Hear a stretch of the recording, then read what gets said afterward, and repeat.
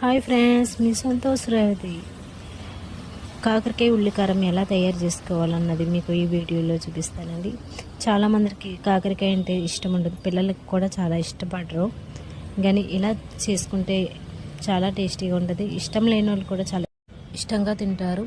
ఈ వీడియోలో చూపిస్తున్నట్టుగా ప్రిపేర్ చేసుకొని చాలా ఈజీ ప్రాసెస్ కూడా, ఎక్కువ టైం కూడా తీసుకోదు. కాకరకాయ ఎప్పుడు కోసిన డైరెక్ట్గా వేసేకండి, ఎందుకంటే కాకరకాయ చాలా సేదుగా ఉంటారు, పిల్లలు కూడా ఇష్టంగా తినరు కూడా.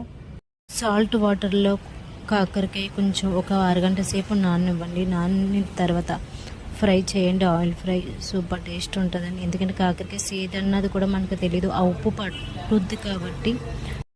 సేదన్నది తెలియదు, ఉప్పు పట్టుద్ది కాబట్టి. మేము ట్రై చేసాం, మీరు కూడా ట్రై చేసి టేస్ట్ ఎలా ఉందో చెప్పండి.